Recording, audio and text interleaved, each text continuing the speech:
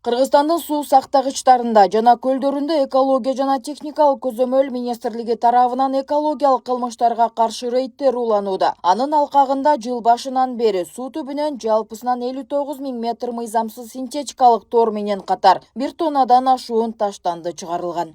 Крес болуп чыккан шөттү. Биринеч башка да топ. Жиналган окшойт да койдум эле. Биринеч оргачы.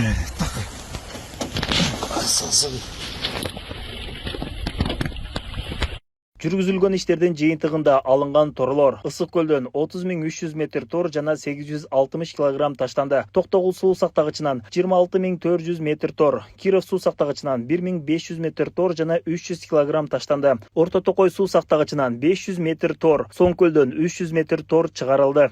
Бул багытта жаратылыш министрлигине караштуу экологиялык жана техникалык көзөмөл кызматынын инспекторлору күнү-түнү рейдтерди жүргүзүп, мыйзамсыз балык уулоого жана суу экосистемасына зыян келтирген фактыларга каршы күрөшүүнү күчөтүлгөн тартипте аткарып келишүүдө. Анын натыйжасында май айына карата мыйзамсыз балык уулоо багытында 36 рейд өткөрүлүп, 57 жаранга айыппулдар салынган. Жыл башынан бери жалпы жоонунан бери 60тан ашуун жаран ушундай мыйзамсыз браконьерлик балык коруна зыян менен алектенген фактылар аныкталды. Бул боюнча экологиялык жана техникалык көзөмөл кызмат тарабынан жалпы жоонунан 40тан ашуун рейдтик иш-чаралар жүргүзүлдү. Анын алкагында 400 000 ашуун айып доллар бүгүнкү коюлуп, белгиленген тартипте өндүрүлүп атат да. Мисалы 3-4 жыл мурун баштаганда 1000 деген, күн сайын 2000 деген торлор чыкса, азыркы учурда бир топ азайды да. Себеп дегенде мына 3 килтеген министрлик ведомство иш аракети менен тазаланды суунун үстүндө жайгашкан торлор, бирок чыгып атат бүгүнкү күндөчү. Маселен, 2 күн мурун Ысык көл облусунан жалпы жоонунан 3100 метр тор чыгарылды. Экологиялык жана техникалык көзөмөл кызматынын инспекторлору тарабынан. Бардыгы эски торлорда, эскирип, суунун астында үймөктөлүп калган торлорда. Бул торлор ушундай зыяндуу экен, булар өзүнүн касиетин 300 жылдап, 400 жылдап да жоготпойт экен.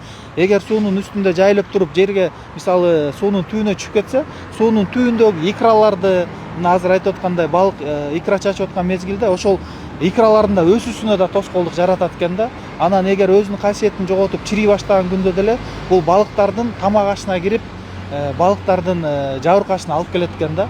Ушундай бир терс кесепеттерге алып келет экен. Эскерте кетсек, учурда өлкөдө балыктардын урук чачуу мезгили жүрүүдө. Бул мезгилде суу биоресурстарын коргоо өзгөчө мааниге ээ. Мындан улам азыркы тапта мыйзамсыз балык уулоого каршы күрөш күчөтүлүп, суу объектилеринде үзгүлтүксүз рейдтик иш-чаралар өткөрүлүүдө. Ал эми министрлик жарандарды экологиялык мыйзамдарды сактоого жана суу ресурстарын коргоого жоопкерчилик менен мамиле кылууга чакырат. Апрель айынан баштап өлкөбүздүн бардык сууларында Айыл чарба министрлиги тарабынан балыктардын икра чачуу мезгилине байланыштуу мораторий киргизилген.